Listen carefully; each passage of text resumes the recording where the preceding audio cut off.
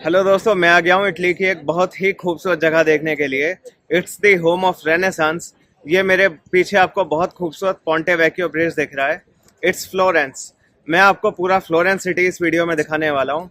एक एक करके सारी ऐसी साइट्स पे ले जाऊंगा जहाँ पे बहुत ही कम टूरिस्ट जाते हैं, जिनके अते पते नहीं। आप इस वीडियो को एंड तक देखना, बहुत मजा आने वाला है। फ्लोरेंस सिटी की जो रियल ब्यूटी है वो आपको देखने को मिलेगी। Thanks for joining me.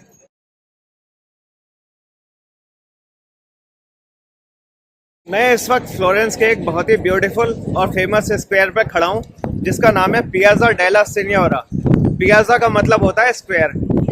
Europe में जो बिल्डिंग्स के बीच में एक बहुत बड़ी खाली स्पेस होती है, इसको पियाजा बोलते हैं। तो ये है पियाजा डेला सिन्योरा। इस पियाजा पर आपको बहुत सारी फेमस साइट्स देखने को मिलेंगी, जैसे कि मेरे पीछे जो ये बड़ी सी बिल्डिंग है, ये इसका नाम है पलाजो वैक्यो। इसके पीछे ये जो एक कोर्टयार्ड है, पीछे रास्ता जा रहा है, ये उफीजी गैलरी का कोर्टयार्ड है। ये जो पियाजा है, पियाजा डेला सिन्योरा, यहाँ पे आपको बहुत सारे स्टैच्यूज देखने को मिलेंगे। देखो, जो रोमन कैथोलिक चर्च है वो तो कहती थी कि ह्यूमन बॉडी शेम की बात है, इसमें कुछ नहीं है, इस तरह की बेकार की बातें। तो जो रेनेसांस के टाइम में जीनियस लोग निकल के आए थे, बड़े बड़े आर्टिस्ट आए थे, उन्होंने कहा कि ह्यूमन बॉडी तो बड़ी सुंदर चीज है, और उन्होंने ह्यूमन बॉडी की पावर को, उसको सेलिब्रेट करने के लिए स्टैचूज बनाने शुरू कर दिए। तो ये ओपन एयर म्यूजियम की तरह भी है पियाजा। आप ये एक स्टैचू देख रहे हो, एक इधर आपको ये दो स्टैचू दिख रहे हैं पलाजो वैक्यो के एंट्रेंस पर। ये जो दो स्टैचू हैं, इनमें ये वाला स्टैचू, ये माइकल एंजेलो के द्वारा बनाया गया डेविड के ग्रेट स्टैचू की कॉपी है। माइकल एंजेलो एक बहुत ग्रेट आर्टिस्ट थे, उन्होंने डेविड नाम का स्टैचू बनाया था। ये कई सौ साल पहले बनाया गया स्टैचू है। वैसे एक कॉपी है उसकी। ओरिजिनल डेविड का स्टैचू तो वहाँ रखा है एकेडमिया गैलरी में, फ्लोरेंस के अंदर ही। तो माइकल एंजेलो ने जो स्टैचू बनाया था शुरू में, कई सौ साल पहले, वो यहाँ रखा था। फिर ऊपर से किसी ने बेंच फेंक दिया विंडो से, और उसका एक जो हाथ है टूट गया। उसके बाद भी टूटे हुए हाथ का स्टैचू यहाँ के 200-300 साल के करीब रखा रहा। फिर उसे प्रिजर्वेशन के लिए, सुरक्षित रखने के लिए एकेडमिया गैलरी में शिफ्ट कर दिया गया। अब ये जो रेप्लिका है, ये यहाँ पे रखा रहता है। ये जो आप देख रहे हो कोर्टयार्ड, उफीजी गैलरी, इटली की ग्रेटेस्ट रेनेसांस आर्ट आपको यहाँ उफीजी गैलरी में देखने को मिलेगी। अब ये पलाजो वैक्यो पे आते हैं। इसका जो ग्राउंड फ्लोर है, इसमें आपकी एंट्री फ्री है, लेकिन अगर आपको ऊपर बने म्यूजियम में यहाँ जाना है तो आपको फीस देनी होगी, और अगर आपको उसके ऊपर बने हुए टावर के टॉप पे चढ़ना है तो उसके लिए आपको अलग से फीस देनी होगी। ये जो पलाजो वैक्यो बिल्डिंग है, ये कैसल थी पहले ये कैसल की तरह थी। पहले यहाँ पे एक टाउन हॉल था। फिर यहाँ का जो टायरेंट था कोसिमो वन, उसने यहाँ पे अपना निवास स्थान बना दिया इस बिल्डिंग को। काफ़ी भोगविलास के संग यहाँ पे रहता था। अब ये बिल्डिंग वापस टाउन हॉल बना दी गई है। और पुराने ज़माने में यहाँ पे काफ़ी एग्जीक्यूशन वगैरह होते थे। ये आप मेरे पीछे ग्रीन कलर का सा स्टैचू देख रहे हो पीछे, ये एक आदमी ने स्टैचू में मुंडी पकड़ा रखी है, कटी हुई किसी की। तो यहाँ पे काफ़ी एग्जीक्यूशन होते थे, क्योंकि फ्लोरेंस में पहले सेल्फ रूल था, तो इस तरह का यहाँ काफ़ी मामला रहता था। Beautiful square. ये जो आपको मेरे पीछे ब्यूटीफुल सा ब्रिज दिख रहा है आर्नो रिवर के ऊपर, इसका नाम है पोंटे वैक्यो। पोंटे का मतलब होता है इटालियन में ब्रिज, और वैक्यो है इस ब्रिज का नाम। ये जो इसके ऊपर बिल्डिंग दिख रही है ना, पुराने ज़माने में इन बिल्डिंग्स के अंदर जो शॉप्स हैं, उनमें मीट की दुकानें होती थी, बूचर शॉप्स। वो इसलिए थी कि जो बूचर थे, जानवरों को काटने के बाद जो भी उनके वेस्ट प्रोडक्ट होते थे, उन्हें इस रिवर में डंप कर देते थे, आर्नो रिवर में। लेकिन यहाँ पास में ही मेडिची फैमिली रहती थी पलाजो वैक्यो में। उन्होंने कहा कि ये नहीं चलेगा, ये मीट की दुकानें बंद करो। काफ़ी पावरफुल और वेल्दी फैमिली थी मेडिची फैमिली, और उन्होंने डिसाइड किया कि यहाँ पे गोल्ड और सिल्वर की ज्वेलरी की दुकानें होंगी। तो अब ये जो पोंटे वैक्यो ब्रिज है, इसके ऊपर जो बिल्डिंग बनी है, उनमें जो शॉप्स हैं, अब उनमें गोल्ड और सिल्वर की दुकानें होती हैं। वर्ल्ड वॉर के टाइम इस ब्रिज के टूटने का खतरा था। नाजी फोर्सेस को ये ऑर्डर था कि इस ब्रिज पोंटे वैक्यो को बॉम्ब से उड़ा दो, लेकिन जो जर्मन कौंसल ऑफिसर था, वो काफ़ी आर्ट लविंग नेचर का था। उसने कहा कि यार, इस ब्रिज को मत तोड़ो, एक काम करते हैं, इसके जो साइड की बिल्डिंग है उनको ध्वस्त कर देते हैं। तो साइड की बिल्डिंग डिस्ट्रॉय कर दी, जिससे कि इस ब्रिज से आना जाना ना हो सके और ये ब्रिज इंटैक्ट रहा। ये जो आपको पीछे चर्च दिख रही है, ये यहाँ की फेमस डुओमो कैथीड्रल है। इसे वर्जिन मैरी को डेडिकेट करा गया है। ये 1296 में बननी शुरू हुई थी। करीब 600 सालों तक ये जो चर्च है, इसका जो फसाड है, ये प्रेयर ब्रिक का था, रेड कलर का। फिर जब 1871 में 1871 जब इटली का यूनिफिकेशन हुआ, तो इटली की यूनिफिकेशन को सेलिब्रेट करने के लिए इस चर्च के फसाड पे ये जो मार्बल आपको दिख रहा है, ग्रीन, वाइट और पिंक कलर का, इसे लगाया गया। काफ़ी ऑर्नेट फसाड है, मतलब बहुत ज़्यादा इसमें डिटेलिंग है।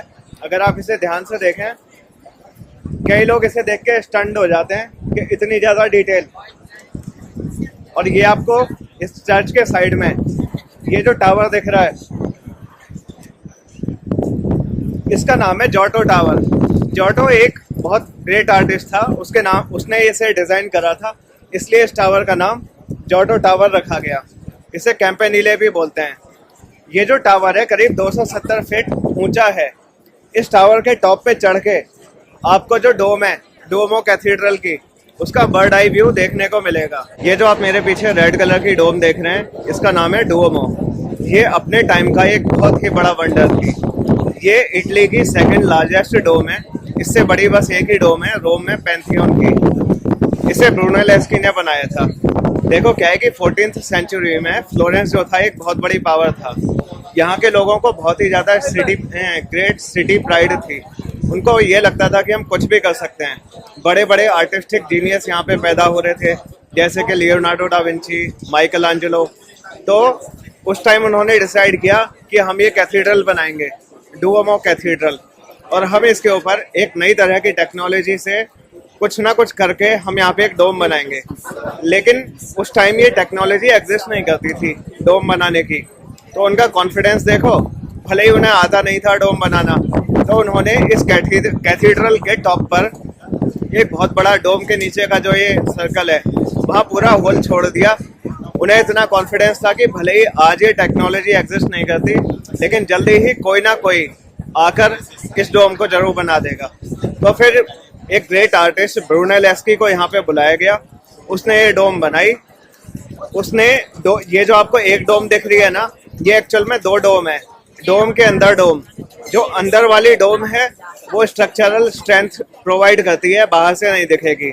और ये जो आपको बाहर से ये डोम दिख रही है रेड कलर की, ये रेड कलर की टेराकोटा ब्रिक्स हैं। ये हेरिंगबोन पैटर्न में एक दूसरे में लॉक की गई हैं। मतलब हेरिंगबोन पैटर्न में क्या है, इंटरलॉकिंग हो जाती है ब्रिक्स की, तो वो स्लिप नहीं होती। और इनको जोड़े रखने के लिए ये जो आपको वाइट कलर की ये रिप्स दिख रही हैं, चारों दिशाओं में ये रिप्स लगी हुई हैं। इससे उनको बांधने में सहायता मिलती है। और ऊपर जाकर वो रिप्स जो वाइट कलर की हैं, एक पॉइंट पे पहुंचती हैं और वहाँ पे ब्रूनेलेस्की ने इनको बांध दिया। तो इस तरह ये डोम बनाई गई, डोम के अंदर डोम। ये अपने टाइम का एक बहुत ही बड़ा मॉडर्न वंडर थी। और इसके बाद पूरी दुनिया में डोम बननी शुरू हुई। बड़ी बड़ी डोम इस वाली डोम से इंस्पायर हुई हैं, जो डुओमो कैथीड्रल की है। और ये अपने टाइम का एक बहुत ही बड़ा वंडर थी। आज के टाइम में भी ये जो है डोम डुओमो कैथीड्रल की, ये फ्लोरेंस की स्काईलाइन को डोमिनेट करती है। फ्लोरेंस की साइट सीइंग का सेंटर भी यही है। इसी के चारों सारी मेन साइट्स हैं और जोग्राफिकल सेंटर भी यही है। और इसे देखने के लिए दुनिया भर से टूरिस्ट आते हैं। मैं इस वक्त डुओमो कैथीड्रल के सामने जो बाप्टिस्ट्री है, उसके ब्रॉन्ज के जो डोर्स हैं, उनके सामने खड़ा हूँ। ये आपको पीछे ब्रॉन्ज के पैनल्स दिख रहे हैं। हुआ ये था कि कई लोग कहते हैं कि रेनेसांस वास्तव में 1401 को शुरू हुई थी, 1401 को। तब हुआ ये कि फ्लोरेंस ने एक कंपटीशन रखा कि ये जो बाप्टिस्ट्री है, इसके जो डोर हैं, उन्हें डिजाइन करने के लिए एक आर्टिस्ट ढूंढ रहे हैं। तो उस कंपटीशन में लोरेंजो गिबर्टी ने ब्रूनेलेस्की को हरा दिया। उसके बाद दोनों की 10 सालों तक राइवलरी चलती रही। तो जो लोरेंजो गिबर्टी था, उसने इस वाली बाप्टिस्ट्री का, ये वाला नहीं, दूसरा पीछे की तरफ का एक डोर है, वो डिजाइन करा। जब उसने वो डोर डिजाइन कर दिया सक्सेसफुली और अच्छे से किया, तो फिर उसे कमीशन किया गया कि अब आप इस वाले गेट को डिजाइन करो। ये जो आप गेट देख रहे हो, ये ओरिजिनल नहीं है। ओरिजिनल गेट डुओमो के दूसरी साइड जो डुओमो म्यूजियम है, उसके अंदर रखा हुआ है। तो ये वाला जो है, ये कॉपी है। तो इसमें क्या है, ये जो गेट है ब्रॉन्ज का बनाया लोरेंजो गिवर्टी ने, तरह तरह के उसने यहाँ पे डिजाइन बनाए।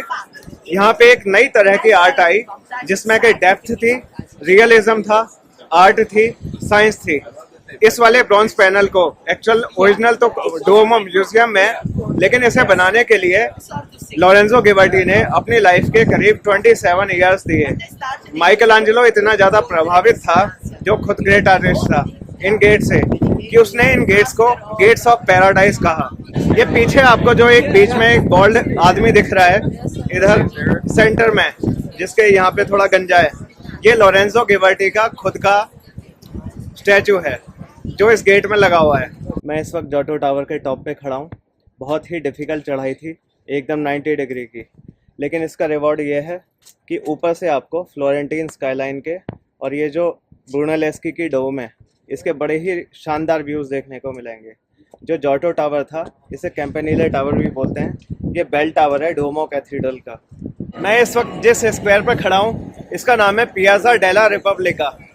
ये फ्लोरेंस का काफ़ी फेमस स्क्वायर है। इस स्क्वायर की जो पहचान है वो ये पीछे जो मेरा आपको झूला दिख रहा है, ये गोल गोल घूमता रहता है, ये इसकी पहचान है। और इस झूले के पीछे आपको एक कॉलम दिख रहा होगा। इस कॉलम को, इसका एक निकनेम है बेली बटन ऑफ फ्लोरेंस। जहाँ पे ये स्क्वायर है, पहले एक रोमन फोरम हुआ करती थी, फिर कुछ टाइम बाद यहाँ पे जूइश गेटो बनी। फ्लोरेंस के चारों तरफ एक रोमन वॉल थी, लेकिन जब इटली यूनिफाई हुआ, मॉडर्न नेशन बना 1871 में, तो जूइश गेटो को और रोमन वॉल्स को हटा दिया गया और फिर यहाँ पे ये शानदार बिल्डिंग्स बनाई गई।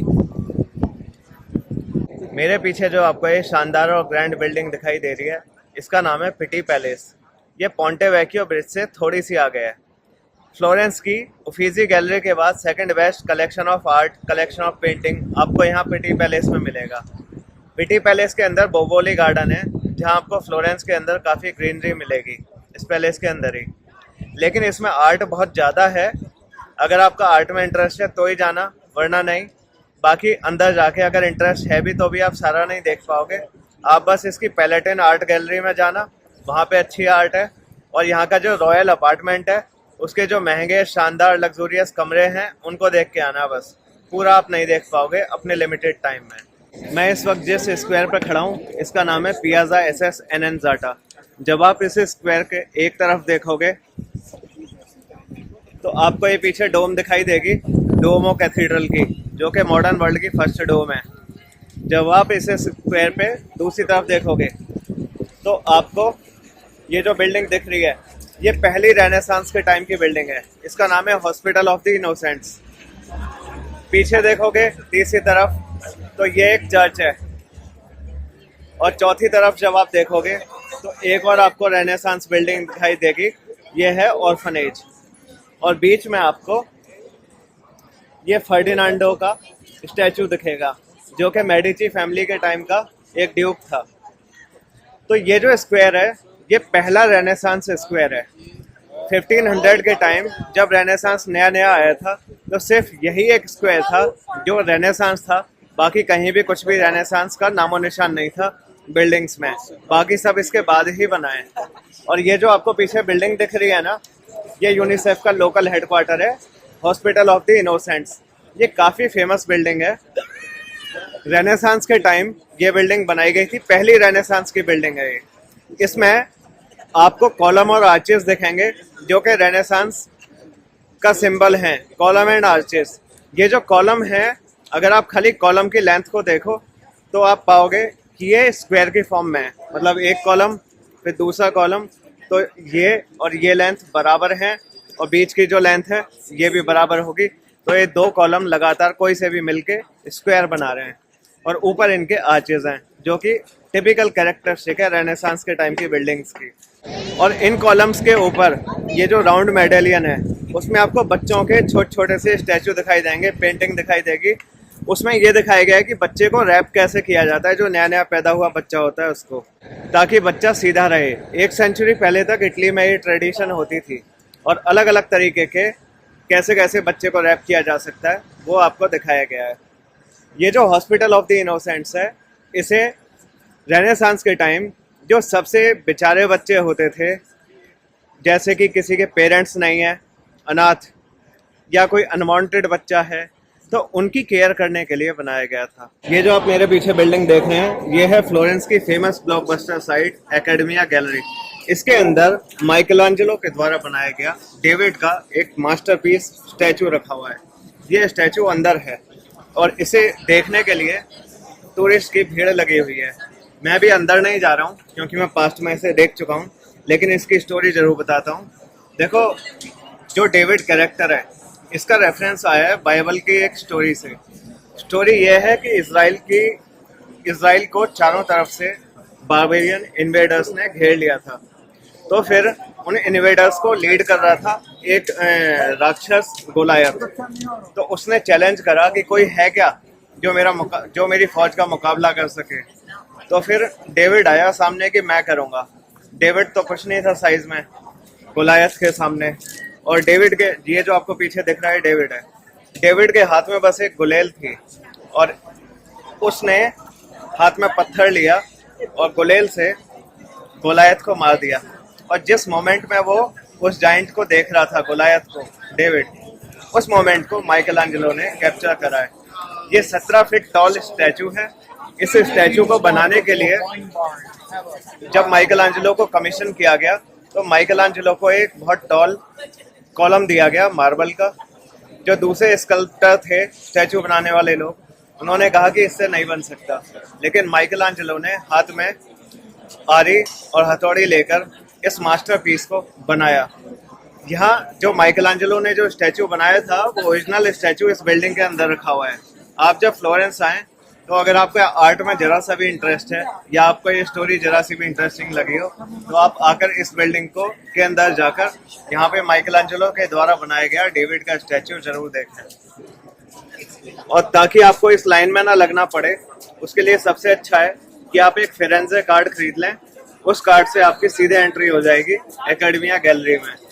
कोई लाइन में नहीं लगना पड़ेगा, प्रायोरिटी एंट्री मिलेगी आपको। ये जो आपको मेरे पीछे काफ़ी जाइंट सी बिल्डिंग दिख रही है, ब्यूटीफुल सी, इसका नाम है बारगेलो म्यूजियम। फ्लोरेंस के बेस्ट स्टैचूज आपको इस बिल्डिंग के अंदर रखे हुए मिलेंगे। मैं इस वक्त जिस जगह खड़ा हूँ, इस स्क्वायर का नाम है पियाजा सेंटो स्पिरिटो, और इस पर जो एक ब्यूटीफुल चर्च है, मैग्निफिसेंट, इसका नाम है चर्च ऑफ सेंटो स्पिरिटो। बहुत ही ब्यूटीफुल चर्च है। ये इसके बड़े बड़े गेट, और जरा इधर देखो, ब्यूटीफुल बिल्डिंग्स। और यहाँ पे डिनर का टाइम है, लोग बैठ के दिन भर की थकान मिटा रहे हैं, खाना वाना खा रहे हैं। और ये शानदार फ्लोरेंटीन बिल्डिंग्स, बहुत ही शानदार।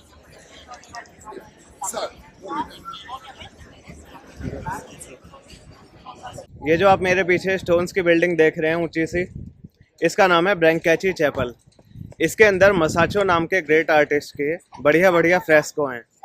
उन पेंटिंग्स में जो कैरेक्टर हैं, उनके फेस के जो एक्सप्रेशन हैं, उन पे काफ़ी फोकस किया गया है, जिनसे उनके इमोशन झलकते हैं।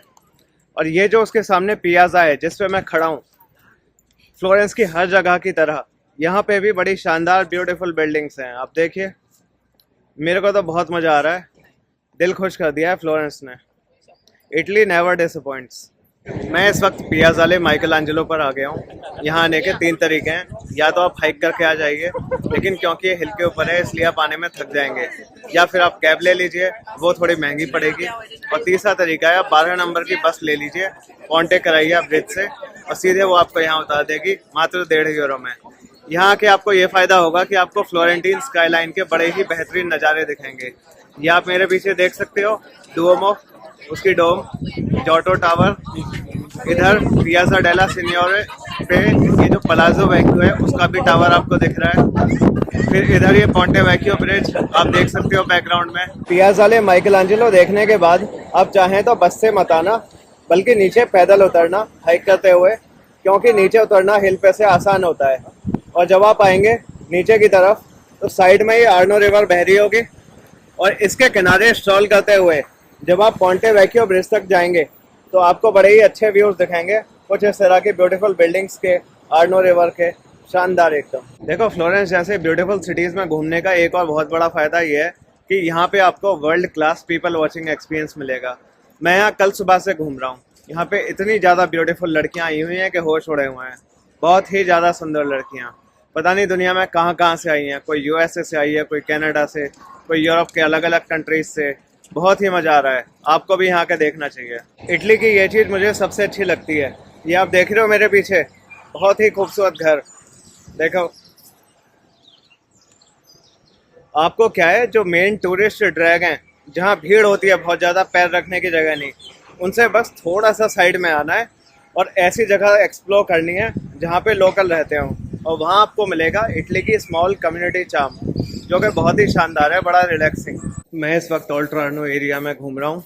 मैं यहाँ देखने आया हूँ लोकल आर्टिसंस की शॉप, जो अपने छोटे छोटे आर्ट के जो पीसेस हैं उन्हें बना रहे होंगे। ये फ्लोरेंस का अनक्राउडेड और ब्यूटीफुल पार्ट है, और यहाँ की जो शॉप्स हैं उनके गेट खुले रहते हैं। जो आर्टिसंस हैं वो टूरिस्ट को कहते हैं कि आओ देखो, और वो चाहेंगे कि अगर आपको कोई आर्ट का पीस, आर्टिफैक्ट पसंद आए तो आप उसे खरीदें। देखो मैं आपको एक एक करके फ्लोरेंस की सारी साइट्स तो दिखा ही रहा हूँ, लेकिन जो चीज़ मुझे सबसे अच्छी लगती है वो साइट्स नहीं है, बल्कि ये ब्यूटीफुल बिल्डिंग्स और गलियाँ।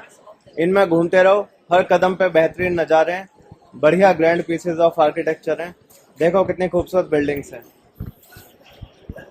घूमने का मज़ा यहाँ इटली में ऐसे है, और गलियों में घूमो, घरों को देखो, लोगों को देखो। जो मैंने आपसे कहा था ना कि साइड की गलियों में आ जाओ, मेन टूरिस्ट ड्रैग जो हैं उनसे, तो इसका रिवॉर्ड ये मिलेगा। ये आपको hole in the wall type की शॉप दिख रही है वाइन की। मैं अभी 5 यूरो में यहाँ से वाइट वाइन ऑर्डर करने वाला हूँ। अभी आप देखोगे ये विंडो खुलेगी और इसमें से वाइन का ग्लास आएगा, जिसे मैं लूँगा और पीऊँगा। Thank you, Grazia.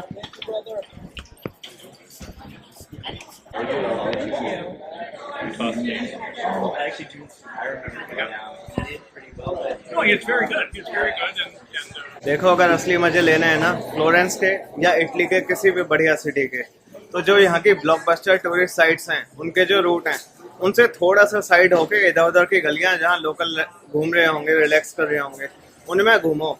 असली मजा भाई उन्हीं में आता है। बिल्कुल प्यार हो जाएगा, खो जाओ शहर में, कोई टेंशन की बात नहीं है। यही यहाँ की ब्यूटी है।